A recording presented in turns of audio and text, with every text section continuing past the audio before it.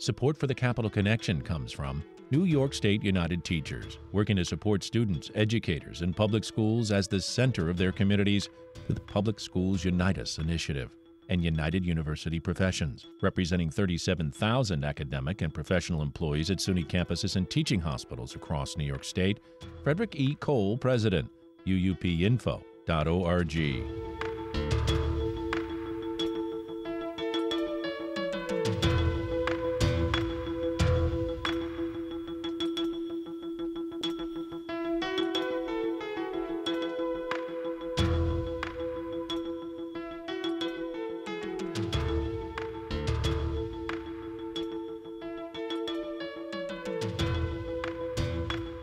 It's the Capital Connection. Hi, I'm David Gistina. Back with us this week is New York State Assembly Member Deborah Glick, a Democrat, chair of the Committee on Environmental Conservation, who represents New York's 66th Assembly District in New York City.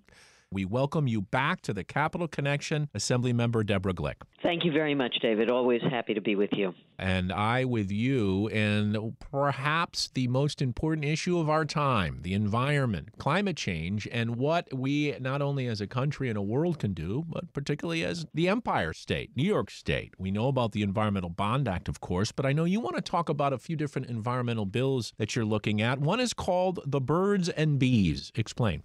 Well, thank you very much. I do want to let your listeners know that I became the new chair of the Environmental Conservation Committee this year. And so it was a very busy year getting our arms around all of the bills in the committee, but we were very focused on A 7640, which is a bill I have with Senator Hoylman Siegel. It balances the harm that neonicotinoids do to pollinators like birds and bees with their effectiveness to manage pests, particularly invasive species in the agricultural space. The prohibition would be on the routine use of seeds coated with these neurotoxins, which persist in the soil and we believe is vital to protecting birds, bees, water quality, and other creatures. I mean, there may be many factors involved in the dramatic loss of birds and bees and other pollinators like butterflies. But once what are referred to colloquially as neonics came on the scene in the 90s, their indiscriminate and prophylactic use impacts the entire plant. It's a systemic chemical, and these chemicals eventually are consumed by pollinators, poisoning them, and can persist in the soil, run into our streams. They are areas where they have been detected not only in water streams, but in mammals that have either been in those fields or drinking the water adjacent to those fields. So there are concerns that the Farm Bureau has expressed, and we did amend the bill to, we believe, address concerns that were raised by the Farm Bureau. So it's on the governor's desk. It is a crucial piece of protecting our water, soil, and the vital role that our pollinators play in ensuring that we do, in fact, have crops. Assemblymember Glick, what's the chance and what is your sense that your fellow Democrat, the governor, Kathy Hochul, will sign the measure? I'm sure that she's hearing from the chemical industry and from the Farm Bureau, but I know that she is also hearing very much from organic farmers that don't want any of the fugitive residue on their properties, and from individuals in the environmental community that believe strongly that this is a minor step in protecting it. It is about seeds coated for corn, soybean, and wheat. It allows for use for specific invasive species. It also allows that if there is an insufficient supply of untreated seeds, that's taken into account by the Department of Environmental Conservation. So as I said in the beginning, we believe the bill balances the concerns raised, but the importance of ensuring that we reduce the casual and regular use of these neurotoxins. Yeah, I mean, what you're talking about is recognizing that we live in an ecosystem, that all these things are connected. And you mentioned them, it affects the seed, the plant, and it gets into the soil. So we know what happens when there are pollutants that impact the earth and the humans on it. Why then, my question, I think you hinted at that, why then don't people come together, since this is the health of all of us, the children and the earth, to solve the problem? Is it just because of greed? Is it because of money? Is it because the producers want to maximize their business interests? Well, I think that there have been preliminary studies by Cornell that indicate that it does not increase the yield. And frankly, I don't want to, certainly not to farmers, attribute greed. They have one of the toughest jobs in the state. But certainly chemical companies and seed companies can charge more for seeds that are coated. And the chemical industry has done a lot of damage, but it is their business. So they will continue to press that this is the most important thing and that it's necessary. And farmers, of course, are concerned. We've seen climate change affect the way in which they can. Sure. It impacts their ability to make a living. Excuse me for interrupting, Assemblymember Glick. Just an article in the Times yesterday I read about apple farmers in Warwick being impacted by heavy rains that have caused a problem with many of their crops. We had a very late killing frost in May, and that was very damaging, followed by a lot more rain this year at perhaps inopportune times. So it's always a challenge for farms over which nobody has any control, and we have seen changes. So I appreciate their concern that some other change could negatively impact them. We believe that in the end, the continued use of these neurotoxins which persist in the soil are actually damaging to their future, as well as to the future of birds, bees, butterflies, etc. Sure. And many of these farmers, I think we would both agree, that suffer are the small farmers, not the big, factory farms that have the output and the production to survive. It's these small farms that inevitably suffer the most when you have a damaging rainstorm that kills crops, for example. Yeah, absolutely. And I think that while we've seen a loss of dairy farms, I think there may be a slight uptick in smaller farms that focus on vegetables. And we have young farmers who want to get into the business. Some of them find it challenging to find good land that's affordable for them, particularly now that they're in competition with energy producers looking to buy large areas for solar farms. It has definitely been an issue in a lot of counties in upstate New York.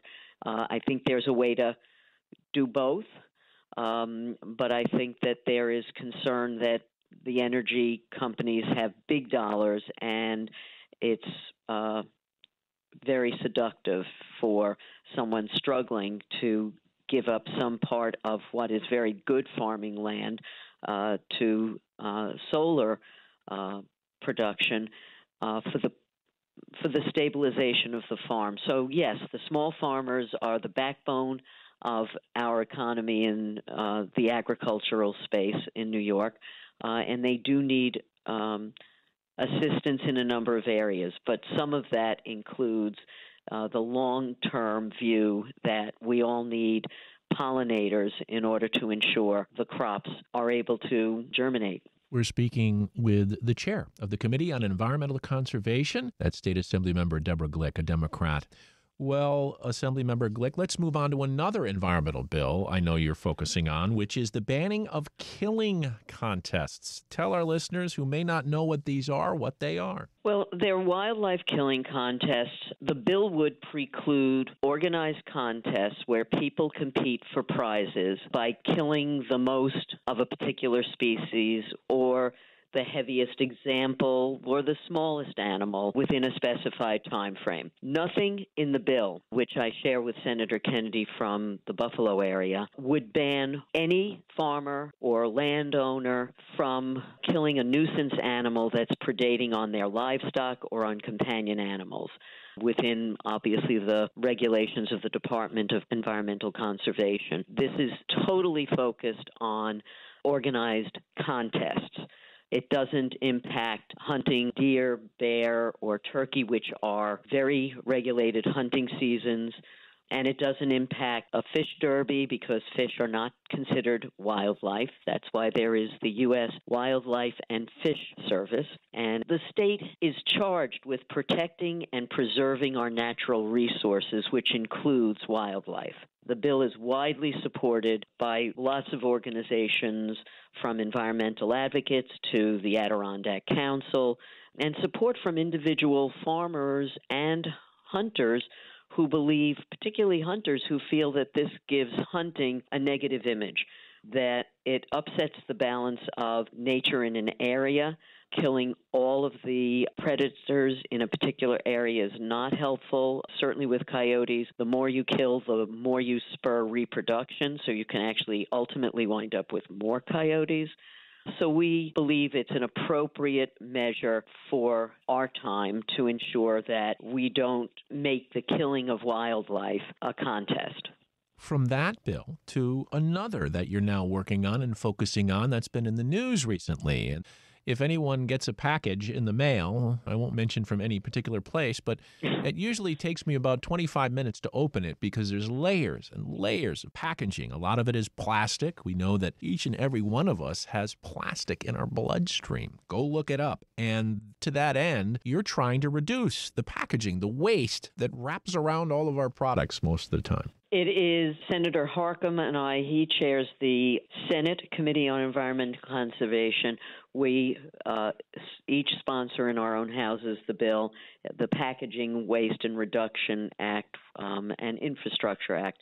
It is intended to create a system whereby there is an incentive to reduce the amount of packaging waste, and at the same time relieve the burden on taxpayers through municipalities that are paying to dispose of the waste. And some of the waste, as you mentioned, really can't be disposed of. Plastic, there are very few types of plastics that are actually recyclable. Some are, but most are not.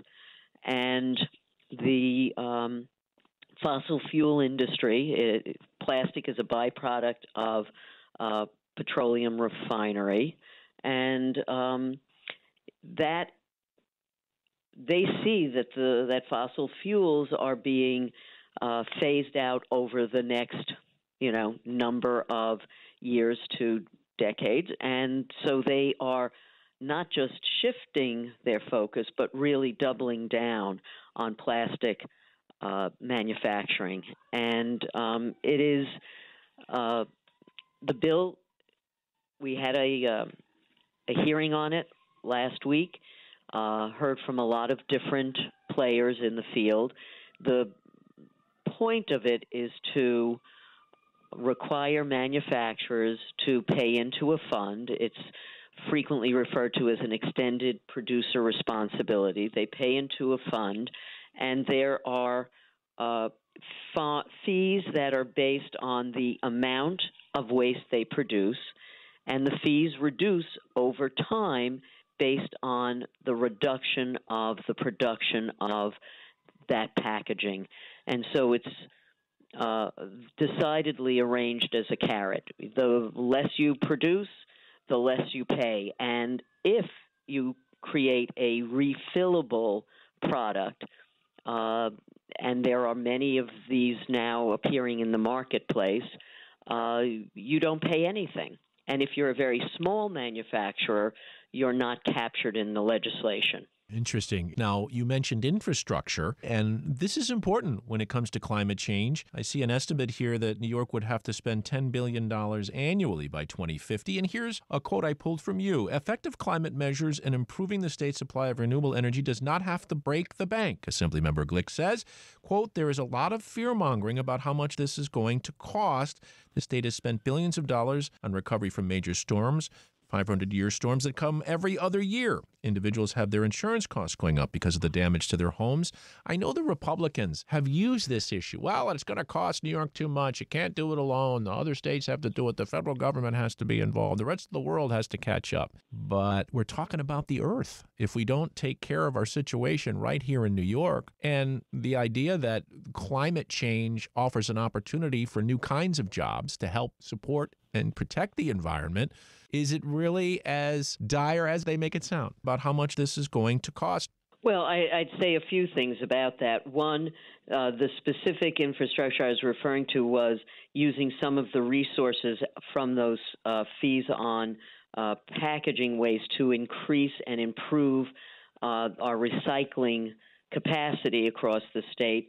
But we are going to be doing a hearing at the end of November to talk about insurance and climate. And I do think that we frequently get into a debate where we only discuss one side of the balance sheet, the one that we think is most relevant to our position. So I have raised this, that there is a continued cost, and you see in Florida, people cannot get insurance on their homes in many places, if not most. And it's quite a crisis in Florida. And it can impact many of us. We've all, no matter where we live in the state, we have seen flooding that has been beyond our normal expectations. So it costs taxpayers because roads have to be fixed, remediation of increasing the size of sluice pipes in various areas where water drains off of roadways or away from homes. Those are quite expensive, and we have done, I would dare say, billions of dollars of repairs between municipal efforts, government efforts to rebuild roads, and homeowners' cost, both in actually repairing their properties in different ways and the cost of their insurance rates. So we're already paying for it. And if we can stem the tide of climate change, we can perhaps minimize those costs, not just in dollars and cents, but what happens to a family when their home is flooded and their memories are lost and cherished possessions are damaged or disappear. There are emotional costs to New Yorkers for those kinds of impacts from flooding. So I think that it's incumbent upon the government to recognize the threat, the danger, and to respond to it in a reasonable fashion that balances the concerns of the cost of making these transitions and the fact that if we don't make the transitions, there is perhaps an even greater cost. Yeah, and one of the other costs is the loss of life. And we saw a woman swept away not so long ago in heavy rains down in Westchester County area, and she died as a result. She literally stepped out her door hearing the rushing water and washed away. So these are really life and death situations. And I think, if I can paraphrase what you're saying, is we're really talking about the difference between short-term thinking and long-term thinking. If we look down the road and we see what's coming, we should act now to repair the infrastructure, to get it ready so that we're not then cleaning up the mess, which will cost even more down the road if we don't deal with it now. Yes, and I have another bill with Senator Harcum that would require permits for Class C streams. There are permits when you're doing any work in a Class A or Class B stream, but Class C streams include streams that are large enough for fishing and boating and impact our drinking water. And the U.S. Supreme Court made a change and really undermined the ability of the federal EPA to oversee clean water. And it's incumbent upon the state government to step up to protect streams, rivers, lakes, preserve fish, wildlife, and safeguard drinking water. You know, the Supreme Court was quite reckless there and in other ways. And if the federal EPA has been limited in their ability to regulate the nation's waterways, New York State has to step up to protect ours.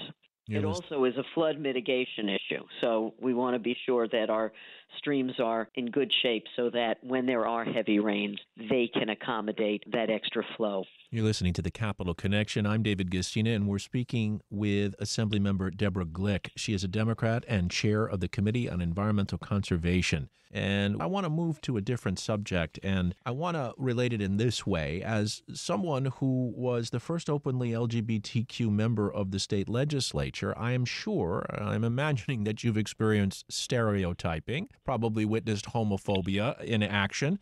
And we see right now with what's going on between Israel and Palestine, and of course Hamas attacking Israel and the response, an incredible rise in anti-Semitism. The governor has been speaking out about it. We have been reporting about the incident at Cornell University. It's not the first time, and it probably won't be the last time we'll see this kind of thing. And, of course, I want to add, too, that we've seen an attack on Muslims, perceived Muslims or Arabs as well. But this kind of thing that rears its ugly head, that seems to always be under the surface, I wonder if you might share your thoughts on what's happening right now. And, you know, in a state like New York, where many people say, well, it's a blue state, it's a liberal state, it's a progressive state, but not so fast. Well, certainly we've seen a rise in hate crimes. And while this terrible murder in Chicago of this 6-year-old boy, because he and his mom are Palestinian, was not just horrific, but disgraceful.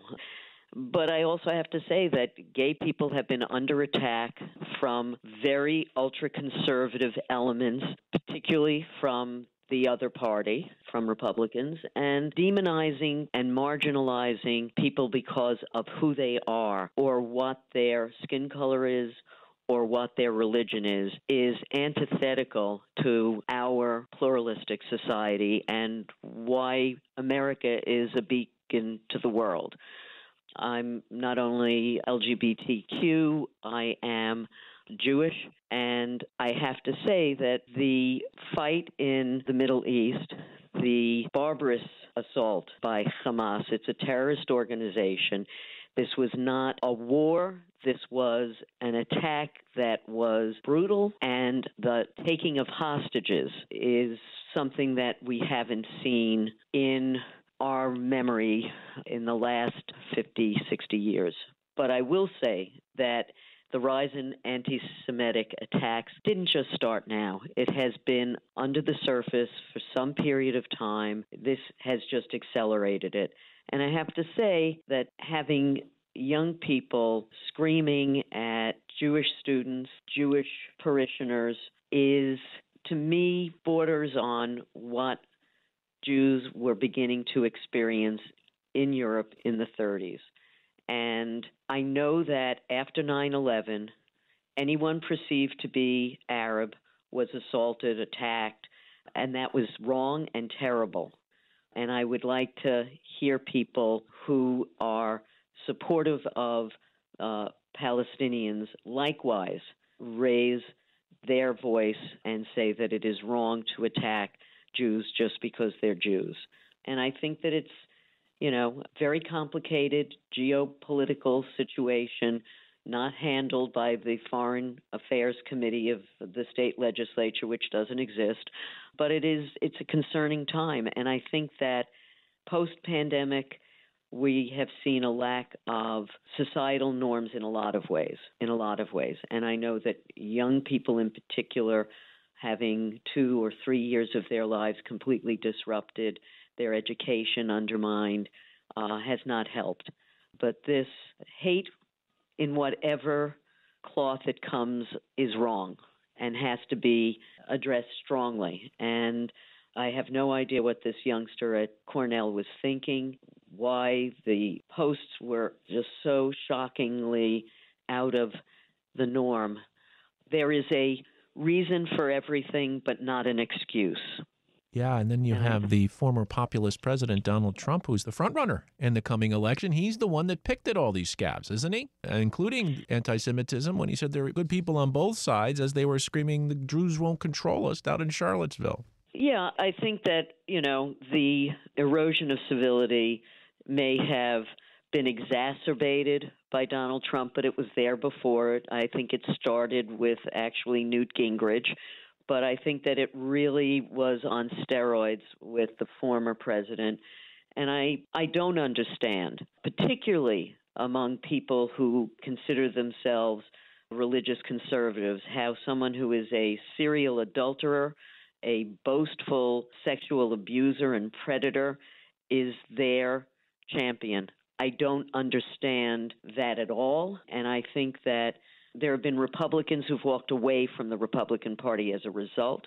There are independents who leaned Republican, who are repulsed by this, and we've seen the election deniers, when the public had a chance to vote, have been rejected across the country. That the House Republicans have selected an election denier, and that someone who voted to support and certify the election was poisonous to them, shows an internal rot in the Republican Party that only Republicans can address. They don't seem ready to do that. The public has to reject this across the board, and anybody who believes that the election was not fairly determined and supports election denying and other election conspiracies have to be defeated at the ballot box. Are you worried about the democracy? Decidedly worried when someone who espouses the ultra-conservative, really Christian nationalist ideas of new Speaker Johnson. Yes, of course I'm worried. That's going to have to be the final word from Assemblymember Deborah Glick. You've been listening to the Capitol Connection, and we are out of time. I can't thank you enough, Assemblymember Glick, for taking the extra time today to speak with me. I ran a little bit over, but I wanted to get your final thoughts there, and I only hope that means you'll come back again for another discussion in the future. Always happy to talk to you, and you know WAMC is near and dear to my heart.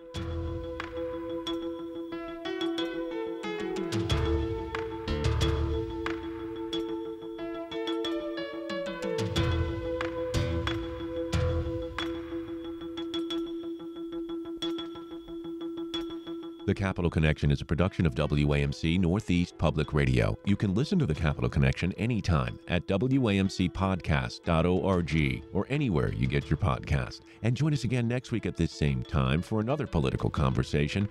For The Capitol Connection, I'm David Gustina.